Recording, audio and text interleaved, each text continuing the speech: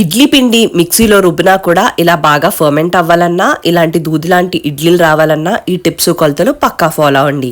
4-5 గంటల ముందు ఈ కప్తో నేను మినపప్పు 2-3 సార్లు కడుక్కుని నానబెట్టుకున్నానండి. ఇప్పుడు మరొకసారి కడుక్కుని పక్కకు పెట్టుకుని వేరొక బౌల్లోకి అదే కప్తో 2 కప్పుల దాకా కూడా ఇడ్లీ రవ్వని కూడా ఒక 2 సార్లు బాగా కడుక్కుని నీళ్ళని పోసుకుని ఒక 2 గంటల పాటు పక్కకు పెట్టుకోండి. వెంటనే మనం నానబెట్టుకున్న మినపప్పు అంతా కూడా మిక్సీలో వేసుకుని కొద్దిగా నీళ్లు పోసుకుంటూ ఈ విధంగా గ్రైండ్ చేసుకోండి. ఇక్కడ నేను ఫ్రిడ్జ్ లో పెట్టుకున్న వాటర్ ని వాడుకున్నాను.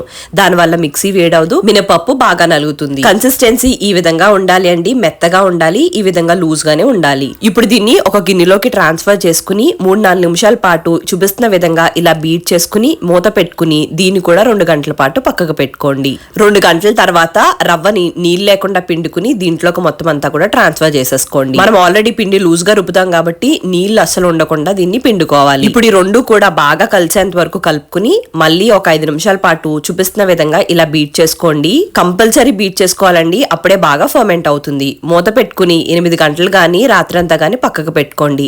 నెక్స్ట్ డే మార్నింగ్ చూసారు కదా ఎంత పర్ఫెక్ట్ గా ఫర్మెంట్ అయిందో. దీన్ని ఒక్కసారి కలిసేలాగా బాగా కలుపుకుని ఆ తర్వాత ఆ రోజుకి సరిపడా పిండిని పక్కకు తీసుకుని మిగతాది ఫ్రిడ్జ్ లో పెట్టుకుంటే 2-3 రోజులు వాడుకోవచ్చు. ఆ రోజుకి సరిపడా పిండిలోకి కొద్దిగా ఉప్పు వేసుకుని మరొకసారి బాగా కలుపుకోండి. కన్సిస్టెన్సీ ఆల్రెడీ ఇడ్లీలు వేయడానికి ఉంది కాబట్టి నీళ్లు పోయొద్దు. ఇప్పుడు స్టవ్ మీద ఒక ఇడ్లీ పాత్రని పెట్టుకుని దాంట్లో నీళ్లు పోసుకుని హై ఫ్లేమ్ లో మరగనివ్వండి. ఈ లోపు ఇడ్లీ రేకులను తీసుకుని దాంట్లోకి ఈ పిండి అంతా కూడా వేసేసుకోండి. నా ఇడ్లీ రేకులు బాగున్నాయి అనుకుంటున్నారు కదా, నాకు కూడా చూడగానే చాలా బాగా నచ్చాయండి, అందుకే వెంటనే బుక్ చేసుకున్నాను. ఇవి నేను శ్రీ లక్ష్మీ మెటల్ స్టోర్స్ అనే ఇన్స్టాగ్రామ్ పేజ్ లో బుక్ చేసుకున్నానండి. వాళ్ళని కూడా నేను ట్యాగ్ చేస్తాను. మీకు కావాలనుకుంటే కంపల్సరీ వాళ్ళ ప్రొఫైల్ ని విజిట్ చేసి మీరు కూడా కొనుక్కోండి. నీళ్లు మరిగిన తర్వాత ఇడ్లీ రేకుల్ని కూడా పెట్టేసుకుని 7-8 నిమిషాల పాటు సిమ్ టు మీడియం ఫ్లేమ్ లో పెట్టుకుని వీటిని ఆవిరికి ఉడికించుకోండి. చేతిని కొద్దిగా తడుపుకుని ఇడ్లీల పైన పెడితే గనక ఇవి అంటుకోకుండా వచ్చేస్తే గనక ఇడ్లీలు రెడీ అయిపోయినట్టు.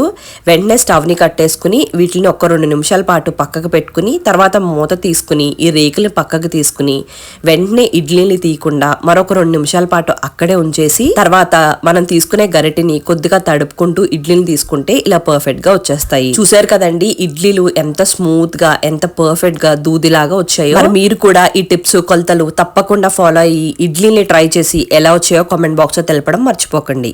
మరి నచ్చితే లైక్ అండ్ ఫాలో చేయడం కూడా మర్చిపోకండి. అలానే Sri Lakshmi metal store Instagram ను కూడా విజిట్ చేయండి.